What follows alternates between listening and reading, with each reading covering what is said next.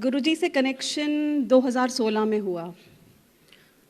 जा तो 2012 से ही रही थी और गुरुजी ने बहुत कुछ सिखाया है। We were born alone, we will go alone.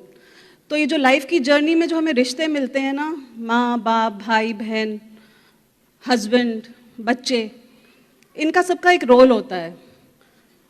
और जब हम इस लाइफ की जर्नी से जाते हैं तो सिर्फ गुरुजी होते हैं हमारे साथ।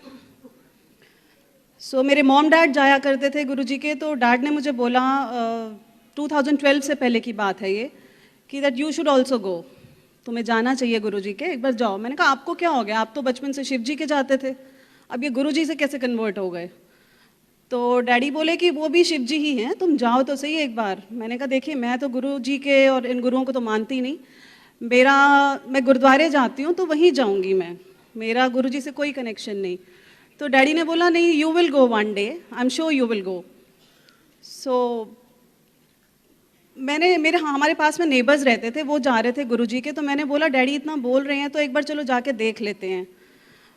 वहाँ पे फिर मैं गई, मेरा कोई ऐसा सच कनेक्शन नहीं हुआ, मैं वापस आ गई। रादर मुझे हंसी और आई, आके मैंने डैड को बोला कि मैंने कहा ये गुरुजी थे, कैसा इनका डेकोर था, और इतना इन्होंने गुरुजी के, जैसे हमारे दिमाग में इमेज होती है ना कि गुरुजी बड़े दो साधु बाबाज एंड ऑल दैट टाइप्स। तो मेरा कोई कनेक्शन नहीं है और मैं वापस आ गई। इन 2012 आई लॉस्ट माई फादर। उनकी डेथ के 2 मंथ्स बाद ही मैंने जाना शुरू करा। पर जानने और मानने में फ़र्क मुझे काफ़ी देर बाद पता चला गुरुजी का। तो 2012 के बाद मैंने every Monday I used to go to Guruji. मुझे सत्संग या इसकी किसी चीज़ की नॉलेज नहीं थी। 2012 के बाद मैंने जाती थी, एवरी मंडे जाती थी, तो मुझे कुछ ना कुछ वहाँ से मिल जाता था। प्रवीण अंकल बाहर होते थे, कभी हर तरह की माला मिल जानी, लॉकेट मिल जाना, स्वरूप मिल जाना। तो धीरे धीरे घमंड आ गया, जैसे कि हम गुरुजी वाले हैं वैसा घमंड आ गया। और सारी चीज़ें मुझे मिली, जो मेरी इच्छा थी कि मुझे ये स्वरूप मिले, ऐसा स्वरूप मिले, ये माला मिले। लेकिन जब गुरुजी के चरण स्वरूप की बारी आती थी तो मेरा हमेशा वो ख़त्म हो जाते थे, मैं भी भूल गई। टाइम निकलता रहा, लाइफ की जर्नी चल रही थी, घमंड आता गया कि हम तो गुरुजी वाले हैं, हमें तो कुछ हो ही नहीं सकता, हम गुरुजी वाले हैं।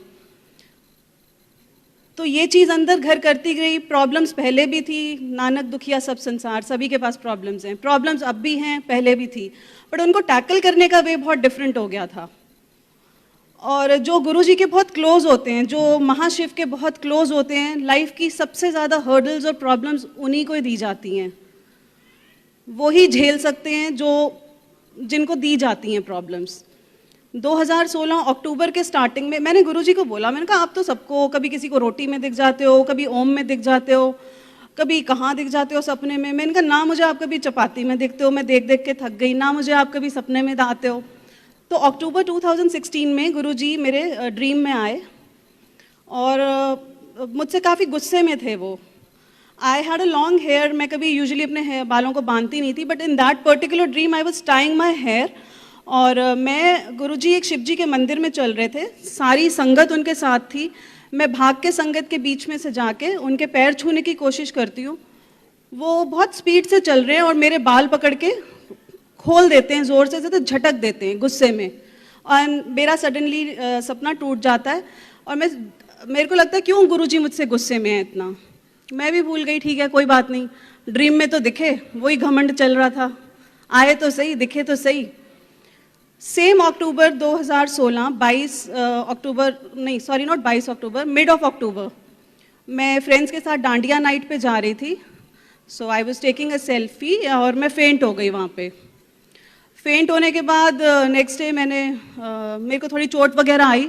नेक्स्ट डे मैंने अपनी मदर को बताया, फैमिली में बताया, तो उन्होंने बोला कि डॉक्टर से बात करते हैं, क्योंकि माइग्रेन इशू तो रहता ही था। तो डॉक्टर से बात करा, उन्होंने बोला कि आपको MRI कराना पड़ेगा, उसके बाद ही हम बता सकते हैं। मैंने बोला कि MRI तो मैं करा ही नहीं सकती, that is really a tough job. 45 minutes आप मुझे एक मशीन में डाल देंगे और मेरे को कुछ हो ही नहीं सकता ना। मैं मम्मी को बोल रही हूँ भाई मुझे कुछ हो ही नहीं सकता, मैं गुरुजी वाली हूँ। कह रहे तुझे कराना तो पड़ेगा ना। जैसे बोलते हैं कि 90% कर्म गुरुजी ले लेते हैं, 10% तो हमें काटने ही पड़ेंगे।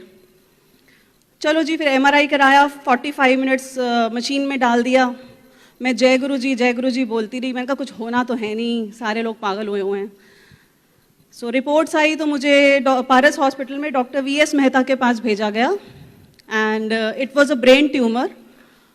That was the last stage. I had just 1 month of life, and that was not curable. I had 2% chances of survival, जिसमें बोला गया था कि अगर मैं सर्वाइव हो भी गई तो right side of the body will be paralytic. It was shocking for everybody, for family, for friends and everybody, but मुझे तब तक भी नहीं लग रहा था कि इतनी बड़ी प्रॉब्लम है। मैं कहा चलो ठीक है, देखी जाएगी जो होगा। मेरे को बिल्कुल भी नहीं फील हो रहा था इतना भी कुछ हो गया है मेरे साथ। सब आसपास रो रहे हैं, प्रेयर्स कर रहे हैं। मैंने कहा क्या हो गया ऐसा। सो उसके बाद तो 3-3, 4-4 घंटे के एमआरआई हुए। उसके बाद तो पता ही नहीं चला 45 मिनट्स कहाँ गए। तो सर्जरी 22 अक्टूबर को हुई। It started morning and it ended till evening, जिसके अंदर काफ़ी कॉम्प्लिकेशंस रही। सर्जरी से एक दिन पहले रात को 12 बजे के बाद मुझे कुछ खाना नहीं था। तो वन ऑफ माई कलीग, उनको किसी सेवादार ने रात को 11:30 बजे हॉस्पिटल के रूम में, 12 बजे कुछ नहीं खाना था, 11:30 बजे हॉस्पिटल के रूम में मेरे पास गुरुजी के चरण स्वरूप, जल प्रसाद और 2 चपाती में हलवा लिपटा हुआ आ गया। सो वहाँ से मेरी और गुरुजी की जो जर्नी है, घमंड टूटना और जो कनेक्शन गुरुजी से जुड़ा मेरा, वो वहाँ से स्टार्ट हुआ। आई वॉज स्पीचलेस, मतलब आंखों में आंसू थे, कुछ बोला नहीं जा रहा था। और किस तरह मुझे गुरुजी ये मिराकल दिखा रहे थे कि हॉस्पिटल के रूम में जो चरण स्वरूप मैं इतने टाइम से जा रही थी नहीं मिल रहे थे, वो हॉस्पिटल के रूम में मिल गए। सुबह 9 बजे सर्जरी स्टार्ट हुई, शाम को 6 बजे तक चली। ट्यूमर वगैरह रिमूव कर दिया। इट वाज कैंसेरियस, आईसीयू में शिफ्ट किया गया। हेड टू टो बॉडी का एक एक पार्ट वायर्स और कैनुलाज में था, और सिर के ऊपर से एक मोटी सी ट्यूब जा रही थी जो ब्लड क्लॉट्स ले रही थी। सो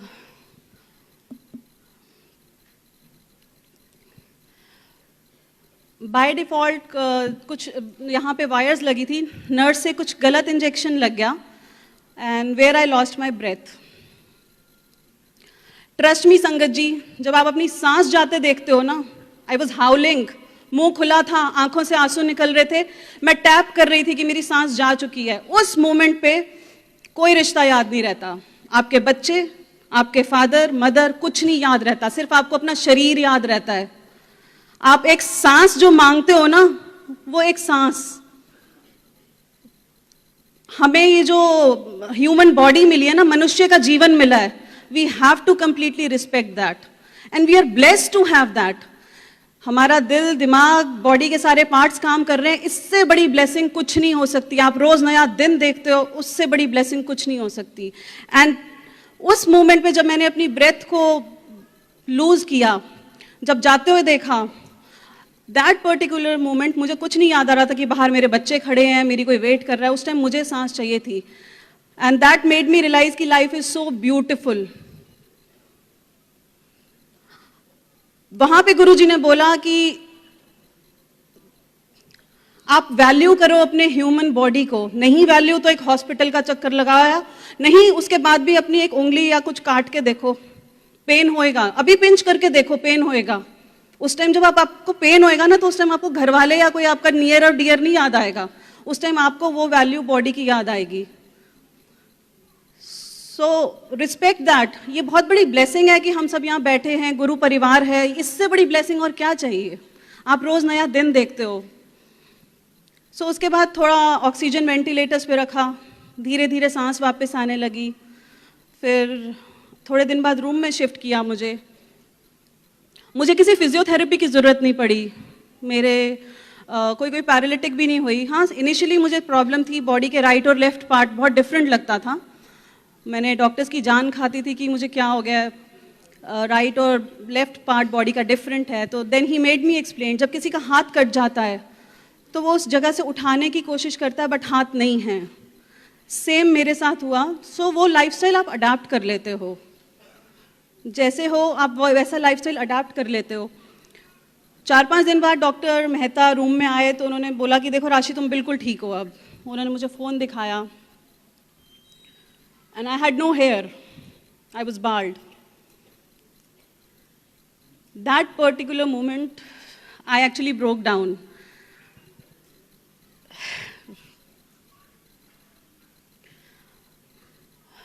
सो वहाँ मेरा जर्नी गुरुजी के साथ स्टार्ट हुई, जब उन्होंने वो जो ड्रीम दिखाया था मेरे बाल पकड़ के फेंकना और मेरे बाल सिर पे नहीं होना, आई कुड कोरिलेट दैट। सो उसके बाद बस धीरे धीरे ठीक होने लगे, गुरुजी के साथ इतना जुड़ गए कि अब तो बिल्कुल like he is the best. वो मतलब घर में रहते हैं, अंदर रहते हैं, हर जगह गुरुजी हैं। So all I want to say is कि we are totally blessed. Value your life as an individual, value yourself, value your body। गुरुजी ने आपको जो दी है, बस ऐसे तो बहुत सारे सत्संग हैं, रोज ही गुरुजी के साथ रहना ही एक सत्संग है, सच का संग। क्योंकि हम इंसानों को जब तक कोई ओम या कोई तावीज़ या कोई पेंडेंट या कोई लोटा नहीं मिलता तो हम सोचते हैं कि भगवान की हम पे ब्लेसिंग नहीं है, लेकिन गुरुजी में इतनी बड़ी शक्ति है कि वो हमें अपनी दृष्टि से क्योर करते हैं। मुझे नहीं पता था कि गुरुजी अपनी ज़िंदगी से मुझे ज़िंदगी दे रहे थे। एक दिन मैं संगत में आई विद टोटल कॉन्फिडेंस एंड जैसे ही मैं गुरुजी को मत्था टेका, गुरुजी कहते इत्थे आ एक गल दसा, मेरी ज़मीन खिसक गई जो गुरुजी ने मुझे बात बोली। ही सेड आज तेरी 13वीं है कि 13 days had passed of my death। He said जा ऐश कर, कल्याण कर, आ गई है न्यू लाइफ। सुनाता हूँ। एक बार एम्पायर स्टेट में संगत चल रही थी, एक अंकल और आंटी थे, उनको अर्थराइटिस की प्रॉब्लम थी, वो ऐसे नीचे नहीं बैठ सकते थे, वो एंट्रेंस के पास सीढ़ियों में बैठे हुए थे।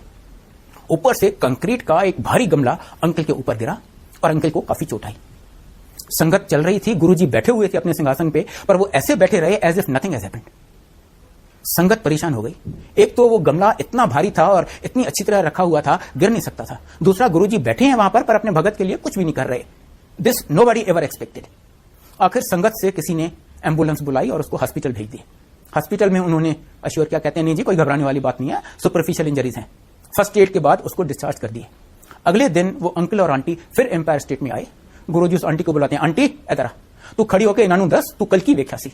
तो वो आंटी खड़ी होकर सुनाती है, कहती है कल मैं वहां पर सीढ़ियों में अपने अंकल के साथ बैठी थी, वहां यमराज आया, वो मेरे हस्बैंड को ले जाने लगा। गुरुजी उधर बैठे हुए थे, उनके शरीर से एक और गुरुजी निकले और वो चल के यहां पर आए और यमराज को बोले नहीं ये मेरा भगत है, आज तू इसको हाथ नहीं लगाएगा। यमराज ने बहुत बहस की कि गुरुजी आपको पता है इसका टाइम खत्म हो चुका है, आज मुझे इसे ले जाने दीजिए। गुरुजी ने कहा नहीं, ये मेरा भगत है, आज मैं तुम्हें इसे किसी हालत में ले जाने नहीं दूंगा। जब बहुत बहस के बाद यमराज ने देखा कि गुरुजी जिद पर हैं, उसकी बात नहीं मान रहे, वो निराश होकर जाने लगा और जाते जाते फ्रस्ट्रेशन में उसने गमले को हाथ मारा और गमला आके मेरे हस्बैंड के ऊपर गिरा। ये हैं हमारे गुरुजी। बड़ी से बड़ी बीमारी और कुछ नहीं है तेनू वहम ना की तकर, ये कह के ठीक कर दिया। बड़ी से बड़ी, मैं आपको